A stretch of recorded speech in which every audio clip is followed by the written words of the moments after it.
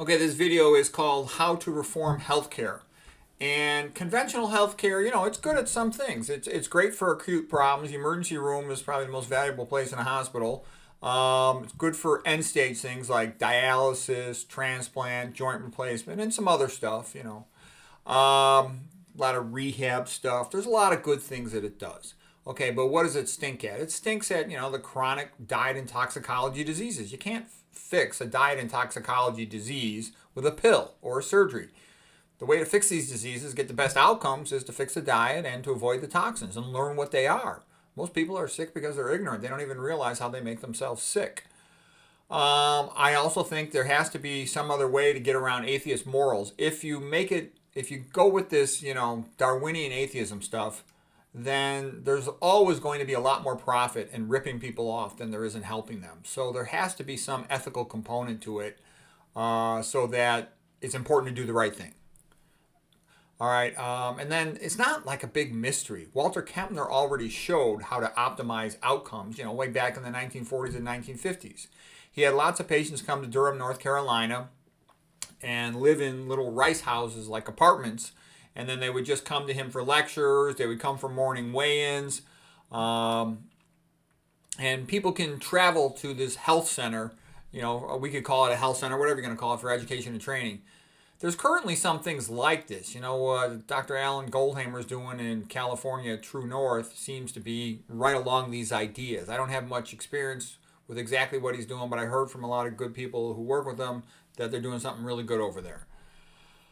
With this sort of a semi-inpatient, outpatient diet and lifestyle and coaching and fasting therapy. Okay. Telehealth groups like, Chef AJ, Dr. McDougall, and there's lots of other ones.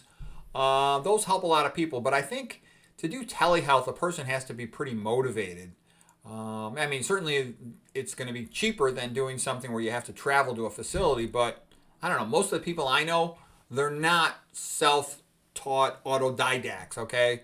These are pretty bright people, the ones that seek out all these videos and try to learn everything. Most people physically being there and having the social experience of it and seeing everything hands-on and getting out of their home environment for, a couple days, maybe a couple weeks or months, that would make a big difference. And then you say, where's the obvious place? As more and more college education goes online, there's going to be lots of abandoned liberal arts universities. And these could easily be converted to Kempner-like health centers. We already know that works. There's plenty of dorms to house the patients and the staff. There's large cafeterias for buffet-style vegan meals, so the person will have some freedom to choose whatever they want. There's lots of lecture halls for teaching. You teach nutrition, toxicology, lifestyle, anything related to health that'll help the patients.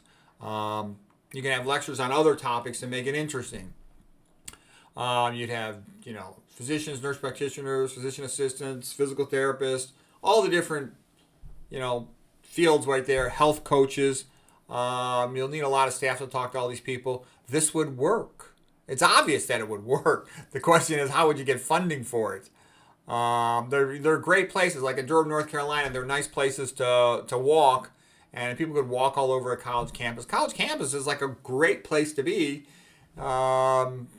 If you can make it cheap enough and if you can get the place. You just need somebody to fund it. So it's going to take somebody who wants this to happen and who has enough money to make it happen. But it's obviously doable. Then I made a little drawing here. It's kind of been fun. If you look at sort of a typical atheist modern art lousy building, it looks like an animal cage, just a square box with windows. And then there's always a modern art statue of a turd in front. And then money's coming out of the chimneys as a joke. The vegan clinic could be, a tenth the size. Cure's coming out of the chimney. But the point being is, you could cure more patients with a little Kempner-like reconverted liberal arts university than you could in all the big hospitals with all the fancy equipment. I know that patients love going for MRIs and CAT scans and fancy procedures and all this stuff. And that stuff is helpful for diagnosis, but you don't cure a disease by getting a CAT scan. You have to fix the diet, avoid the toxins to have even a chance of curing or significantly improving the vast majority of diseases. Over 70% of diseases are in this category, chronic diet and toxicology related.